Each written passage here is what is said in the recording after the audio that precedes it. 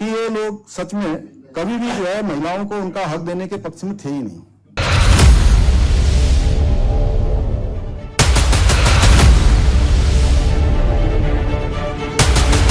इसलिए कांग्रेस ने ऐतिहासिक निर्णय को रोकने का काम किया, जो एक युगांतकारी निर्णय हो सकता था देश के इतिहास में, जो हमेशा 100 अक्षरों से लिखा जाता है।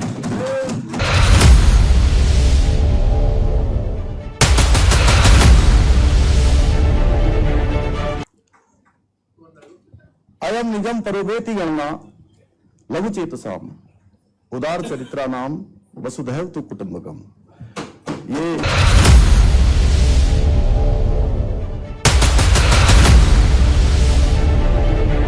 हम कहते हैं 12 करोड़ शौचालय देश के अंदर बन गए। ये मुंह से बोलना बड़ा आसान होता है, हमने एक शब्द निकाला और बोल दिया जी, लेकिन 12 करोड़ कितनी बड़ी संख्या होती है, इस पर हमको जानना चाहिए। देखिए,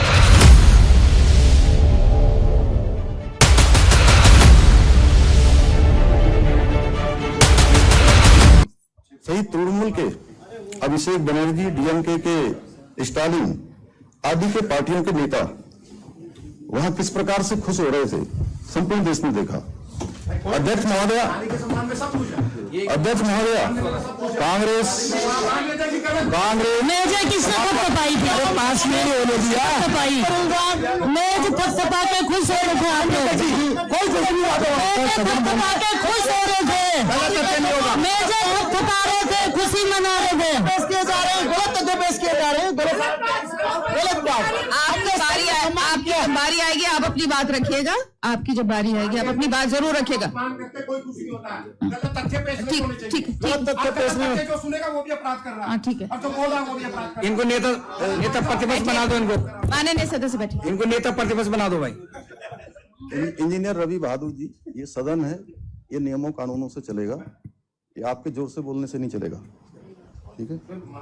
अध्यक्ष महोदय, Congress, Samajwadi party, TMC, DMK के जैसे दलों के नेताओं ने जिस प्रकार से नारी शक्ति को अपमानित करने का काम किया, अध्यक्ष महोदय, लोकसभा में जिस प्रकार से सभी ये इंडी गठबंधन के सदस्य बोल रहे थे, उसे सुनकर मुझे पुनः उसी अहंकार का आभास हुआ जिस अहंकार से लंकापति रावण ग्रसित था।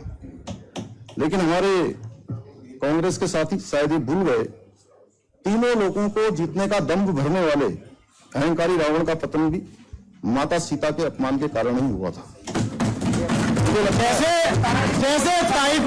मुझे लगता है कि पहले से ही जो ये गठबंधन और इनके साथी नारी शक्ति के इस अपमान को जिस प्रकार से आगे बढ़ा रहे हैं, अध्यक्ष महोदय, कांग्रेस महिला आरक्षण जैसे विषय पर अब लोगों को भ्रमित करने का प्रयास कर रही है। इनके परिसीमन के बारे में जो बार बार बात आ रही है, मैं उसके बारे में भी अपनी बात रखना चाहता हूं कि परिसीमन के बहाने की तो आदरणीय अमित शाह जी ने लोकसभा में पूरी तरह से हवा निकाल दी। एक एक तथ्य जो है लोकसभा के अंदर जो संसद की कार्यवाही में लिखित रूप से दर्ज हो चुका है, पूरी तरह से उन्होंने स्पष्ट कर दिया था। आदरणीय गृह मंत्री जी ने लोकसभा में स्पष्ट किया कि इस प्रक्रिया में परिसीमन के माध्यम से किसी भी राज्य की सीटों के साथ कोई भेदभाव नहीं होने वाला है, कहीं सीटें घटने वाली नहीं है, जिनका जितना प्रतिनिधित्व होने वाला है उतना ही प्रतिनिधित्व होगा। इसलिए सीटें बढ़ाने का प्रावधान का एक बिल लाया गया। अध्यक्ष महोदय, सच्चाई तो यह है कि कांग्रेस ने दशकों तक सत्ता में रहने के बावजूद महिलाओं को उनका वास्तविक अधिकार देने में कभी कोई ठोस कदम नहीं उठाया। जब पहली बार किसी ने सच्चे मन से महिलाओं के हित में कार्य करने का प्रयास किया तो उसे संसद में बाधित कर दिया गया, उसमें बैरियर लगा दिया गया, बैरिकेडिंग लगा दी गई बड़ी बड़ी। और मातृशक्ति को अगर 23%, 33% का आरक्षण मिल जाता तो इसमें किसी का भी क्या जाता। अगर सीटें बढ़ जाती तो आपको भी कोई परेशानी नहीं होती, किसी को परेशानी नहीं होती। आपकी तो सीटें थी, उसी में सीटें बढ़ रही थी, और सीटें बढ़ने पर तो सभी को, हर राज्य को कुछ न कुछ मिल रहा था, किसी राज्य का कम नहीं हो रहा था। और पता नहीं, मुझे समझ में नहीं आता कि हमारे प्रतिपक्ष के साथी वहां पर किस बात का विरोध कर रहे थे।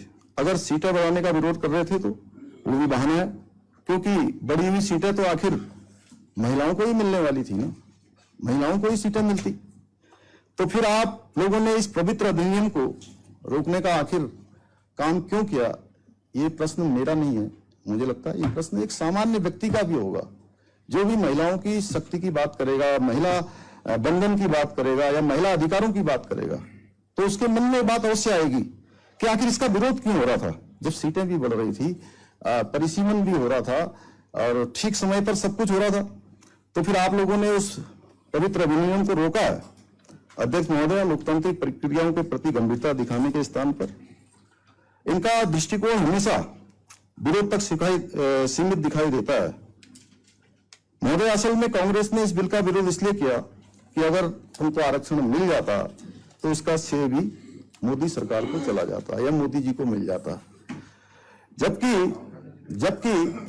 आदरणीय प्रधानमंत्री जी ने संसद में जब पहले दिन वक्तव्य दिया, उस वक्तव्य में उन्होंने बहुत स्पष्ट कर दिया था कि इसका श्रेय मैं आप सबको दे दूंगा, प्रतिपक्ष के लोगों को दे दूंगा। और उन्होंने ये भी कहा था कि मैं अखबार में भी विज्ञापन दे दूंगा, अखबार में, कि सभी लोगों ने इसका सर्वसम्मति से जो है इस अधिनियम को पास किया है। तो इसका श्रेय वो विपक्ष को देने को भी तैयार थे। पर अब देखिए किस प्रकार की राजनीति हुई। देश की आधी आबादी के साथ धोखा हुआ, उनके अधिकारों को मिलने से रोक दिया गया। महोदया, अब देश की मातृशक्ति पूरी तरह से समझ चुकी है कि कौन उनके अधिकारों के लिए ईमानदारी से प्रयास कर रहा है, कौन छल और प्रपंच कर रहा है, कौन केवल गुमराह करने का काम कर रहा है। आदरणीय अध्यक्ष महोदय, वर्ष 2014 में आदरणीय मोदी जी ने देश के प्रधानमंत्री के रूप में शपथ लेने के साथ ही नारी सशक्तिकरण की दिशा में प्राथमिकताओं से काम करना प्रारंभ किया। आदरणीय प्रधानमंत्री जी ने मातृशक्ति को नए भारत के निर्माण का आधार मानते हुए उन्हें सशक्त, सक्षम, आत्मनिर्भर बनाने के लिए अनेक ऐतिहासिक कदम उठाए, एक के बाद एक काम किए। आदरणीय अध्यक्ष महोदय, आज प्रधानमंत्री जी के नेतृत्व में पिछले 11 वर्षों में जेंडर बजट में 5 गुना से अधिक की वृद्धि हुई है। और इसी वर्ष का जो सामान्य बजट आया है, उसमें 2026-27 के बजट में महिलाओं और बालिकाओं के कल्याण हेतु 5 लाख करोड़ रुपए से अधिक का प्रावधान किया गया है, जो पिछले वर्ष की तुलना में लगभग 12% अधिक है। 2015 में शुरू हुए बेटी बचाओ बेटी पढ़ाओ अभियान के पिछले 11 वर्षों में लिंगानुपात और बालिका शिक्षा में उल्लेखनीय परिवर्तन आए हैं। पिछले 11 वर्षों में महिला पुरुष लिंगानुपात में 12 अंकों की वृद्धि हुई है।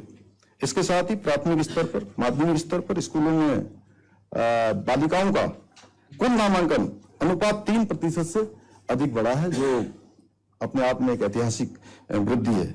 इतना ही नहीं, बीते 11 वर्षों में देश के अंदर जो संस्थागत प्रसव है वो 61% से बढ़कर 97% हो गया। कितना धन सिंह? 61% से बढ़कर 97% हो गया, जिससे सुरक्षित मातृत्व और बालिका जन्म को प्रोत्साहन मिलता है। जच्चा और बच्चा दोनों की सुरक्षा की गारंटी और मजबूत हुई है। आज सुकन्या समृद्धि योजना के अंतर्गत बालिकाओं के भविष्य को सुरक्षित करने के लिए 8.2% की उच्च ब्याज दर के साथ टैक्स फ्री बचत की सुविधा उपलब्ध कराई गई है, जिससे उनकी शिक्षा और विवाह के लिए मजबूत आर्थिक आधार सुनिश्चित हुआ है। इस योजना के तहत अब तक 4 करोड़ से अधिक खाते खोले जा चुके हैं और 3.25 लाख करोड़ रुपए से अधिक की धनराशि जमा हो चुकी है, जो बालिकाओं के भविष्य के लिए एक सशक्त वित्तीय सुरक्षा कवच प्रदान कर रही है। देखिए, 60 सालों तक इस देश के अंदर हमारे प्रतिपक्ष के साथियों का शासन रहा है और कई सालों तक शासन रहने के बाद भी ये काम उस समय भी हो सकते थे।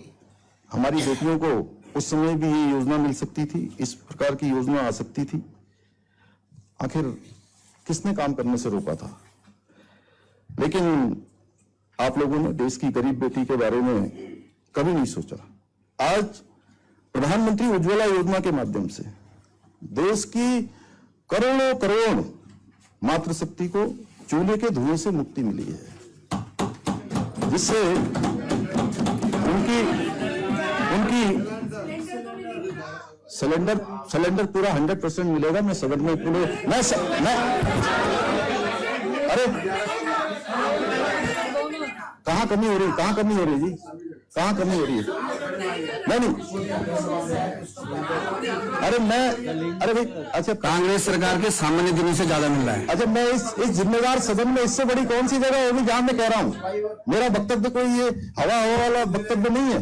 सब जगह मैं कल ही केंद्रीय पेट्रोलियम मंत्री हरदीप पुरी जी से भेंट करके आया हूं। उन्होंने आश्वस्त किया है कि हमको 100% जो हमारा चार धाम में भी सब जगह मिल रहा है। लेकिन आप लोगों को सहयोग करना होगा, कालाबाजारी रोकनी होगी। और सुनिए, यही कर रहे हैं। सरकार अगर रोके तो हम तैयार है। नहीं, आप लोग अभी किसी जगह पर मैं नाम नहीं लेना चाहता हूं कि 500 सिलेंडर एक ही घर में मिले हैं। अखबार बिल्कुल आप लोगों ने बिल्कुल। अगर आप लोग अगर अपडेट नहीं है तो अपडेट हो जाइए उसके बारे में। मैं कह रहा हूं कि हमारे राज्य में सिलेंडर की कोई कमी नहीं होने वाली। यहाँ भी हो सकते हैं और हम सबको उपलब्ध कराएंगे। और वैसे ऐसे समय में जब देश की बात हो रही है, आप उसकी बात अलग से सुन लूंगा मैं। आप बहुत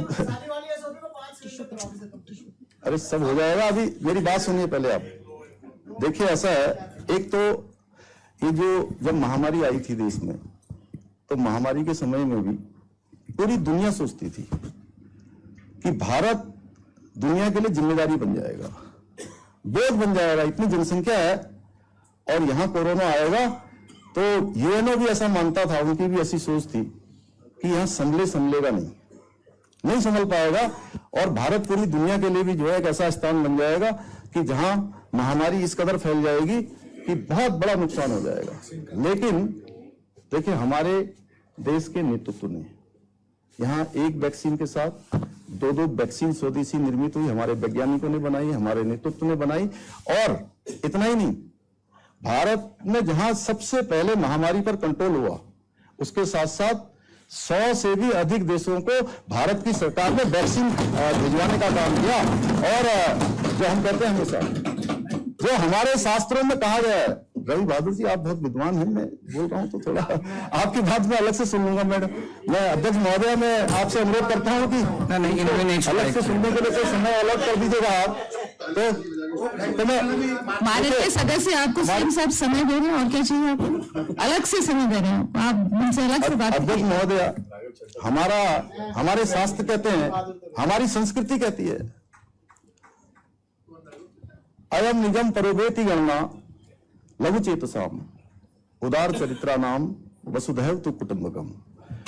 ये छोटा है, ये बड़ा है, ये तेरा है, ये मेरा है, इस प्रकार की बातें वो लोग करते हैं जिनका संकुचित हृदय होता है, यानी जिनका चित्त छोटा होता है। और भारत की सरकार ने ऐसे समय में ये दिखाया कि हमारे लिए पूरी दुनिया हमारा परिवार है, माननीय प्रधानमंत्री मोदी जी के नेतृत्व में, और सबको वैक्सीन देने का काम किया। और ये समय भी देखिए, ये मैं वहीं पर आ रहा हूं, इसीलिए मैं वहीं आया। हालांकि मैं आज चाहता था कि केवल महिलाओं की बात करूं, लेकिन आपने बीच में मुझे कहा, तो ये भी बड़ा महत्वपूर्ण विषय है। तो ये जो पश्चिमी मिडिल एशिया में जो अभी संकट हो रहा है, जो युद्ध की बात आई है, ये केवल भारत की अकेले की चुनौती नहीं है, या भारत के अंदर ही हो रहा है ऐसा नहीं है, ये पूरे दुनिया की चुनौती है। और उत्तराखंड के अंदर ही हो रहा है ऐसा नहीं है, लेकिन उसके बावजूद भी उत्तराखंड के लोग हमेशा राष्ट्र के लिए उन्होंने बढ़ चढ़ के योगदान दिया, चाहे प्रथम विश्व युद्ध हो, द्वितीय विश्व युद्ध हो, या देश की आजादी के बाद कोई भी युद्ध हुआ हो। यहाँ के लोगों ने हमेशा देश की आजादी में और देश की सुरक्षाओं में बढ़ चढ़ के योगदान दिया है। और हम लोगों ने पहले से भी व्यवस्था बनाई है, लेकिन जो आपने कहा है, फिर मैं कह रहा हूं कि हमको मिलजुल कर ऐसे समय में पैनिक नहीं करना है। ऐसे समय में हमको राजनीति भी नहीं करनी चाहिए। राजनीति करने के बहुत टॉपिक हैं। अगर कोई सरकार के द्वारा कोई समस्या लाई गई होती, उत्तराखंड सरकार लाती या देश की सरकार लाती, ये युद्ध हमारे कारण हो रहा होता, तो हम कहते कि भाई हम इसके लिए जिम्मेदार है। जब ये वहां पर उनकी अपनी लड़ाई चल रही है, उस लड़ाई से हम भी प्रभावित हो रहे हैं, लेकिन उसके बावजूद भी हमको हम देशवासियों को हमें गर्व है कि हमारे पास नरेंद्र मोदी जैसा एक प्रधानमंत्री है। ये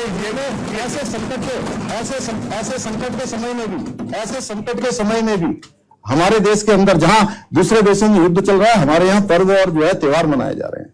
चार धाम यात्रा चल रही है, शानदार तरीके से उसका आगाज हो रहा है। देखिए लोग आ रहे हैं और इतनी बड़ी संख्या हो रही है कि लोगों को रील बनानी पड़ रही है, और रील बना के कुछ लोग जो है इस सनातनी यात्रा को, जिसको पूरा दुनिया देखती है, पूरे दुनिया की आस्था श्रद्धा जहां बसती है, उस यात्रा को भी कुछ लोग राजनीति की भेंट चढ़ाने में कोई परहेज नहीं करते।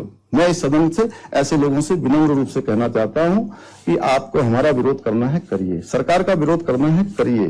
आपको लगता है कि वहां के चार धाम जो हमारी बीकेटीसी है उसका विरोध करना है, करें, लेकिन इतने आगे मत निकल जाइए कि हमारा विरोध करते करते चार धाम यात्रा का ही विरोध शुरू कर दें। उसी में है वो तो सब है, महादेव का स्थल है वो हम सबका एक ऐसा आस्था श्रद्धा का स्थान है। हमको उसमें छोटी मोटी चीजें होंगी, इसलिए मैंने कहा, मुझे मीडिया के लोग कहीं पूछते हैं अध्यक्ष महोदय, तो मैं कभी उनसे ये नहीं कहता कि सब व्यवस्थाएं हो गई हैं। मैं कहता हूं हमने सारे प्रबंध करने का प्रयास किया है। और ये यात्रा कैसी होती थी, कल अगर किसी ने मेरा लेख अगर पढ़ा हो, दैनिक जागरण में छपा है, अगर आप सब विद्वान लोगों ने किसी ने पढ़ा होगा तो उसको देखिएगा एक बार। हमने लिखा कि पहले के समय में जो लोग यात्रा में आते थे वो सारे अपने जितने भी संस्कार होते हैं वो संस्कार करने के बाद यात्रा में आते थे, क्योंकि कठिन यात्रा होती थी, भौगोलिक परिस्थितियां कठिन है, 10,000 फुट से ऊंची ऊंचाई पर है, रास्ते बड़े कठिन है, और यात्रा शुरू होने से पहले 6-6, 7-7 फुट बर्फ पड़ी हुई थी। अभी हमारे त्रिलोक सिंह चीमा जी बैठे हैं, हेमकुंड साहब की यात्रा शुरू होने वाली है 20 मई से, वहां तो 10 फुट के लगभग अभी बर्फ पड़ी हुई है। केदारनाथ जी में जब यात्रा शुरू हुई थी 22 तारीख को, तो उससे पहले जो है बहुत मुश्किल से जो है रास्ता बार बार हटाया गया, क्योंकि आप सब लोगों ने देखा कि इस बार मौसम लगातार इस प्रकार का होता रहा, बर्फबारी होती रही। इसलिए मेरा सभी से निवेदन है कि ये यात्रा हमारी सामूहिक यात्रा है, और ये यात्रा सनातन की यात्रा है, आस्था श्रद्धा की यात्रा है, और पूरे उत्तराखंड के लिए चार धाम हमारे जो है चार धाम यात्रा लाइफ लाइन है। तो इस यात्रा को सभी लोगों ने प्रोत्साहित करना चाहिए, सभी लोगों ने जो है इस यात्रा का प्रोत्साहन करना चाहिए। तो आदरणीय अध्यक्ष महोदय, चूंकि थोड़ा हमारे मित्रों ने जो है इस प्रकार की शंका करी, तो मैं थोड़ा विषय से दूसरे विषय पर आ गया। मैं फिर से अपने विषय पर आ रहा हूं। तो मैं कह रहा था कि आज देश के अंदर जो हमारी सुकन्या समृद्धि योजना है, उस योजना के तहत अभी तक 4 करोड़ से अधिक खाते खुल गए हैं, और 3.25 लाख करोड़ रुपए से अधिक की राशि इनमें जमा हो चुकी है, जो बालिकाओं के भविष्य के लिए एक सशक्त वित्तीय सुरक्षा कवच प्रदान कर रही है। तो मैंने कहा इस प्रकार की योजना आपके समय में भी आ सकती थी, पहले भी हो सकती थी, लेकिन किसी ने किसी को रोका तो था नहीं। और इसी प्रकार से आज आप लोगों को मैं इतना ही कहना चाहता हूं, क्योंकि ये विषय ऐसा है, वैसे तो अच्छा होता कि हमारी पूरी विधानसभा सर्वसम्मति से कह देती कि महिलाओं का आरक्षण तत्काल लागू किया जाए 2029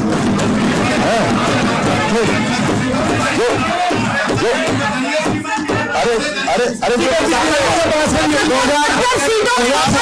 चुनाव करवाइए आप। बात करेंगे, हम चाह रहे, हमने तो हम समर्थन करते हैं। अरे आपके कहने से नहीं होगा, वहाँ राहुल गांधी को बोलना चाहिए था ना, उनको बोलते ना। उन्होंने भी कर रखा, सर्वसम्मति से पास करा रखा, कानून बन चुका है, कानून बन चुका है, आप लागू कर दीजिए। वो तो कानून बन चुका है, आप लागू कर दीजिए। तो देश के संविधान के अनुसार जब वहीं से करना था, तो यहाँ ये असेंबली बुलाने की जरूरत क्या थी? आदरणीय अध्यक्ष महोदय, आज प्रधानमंत्री जनधन खर्चा कर रहे थे, उस महिलाओं को बैंकिंग व्यवस्था से जोड़कर उनको आर्थिक रूप से सशक्त बनाया जा रहा है। मदन भाई बहुत गुस्से में हो गया आज, क्या बात है, गुस्से में हो गया? अरे केवल राहुल जी नहीं चाह रहे,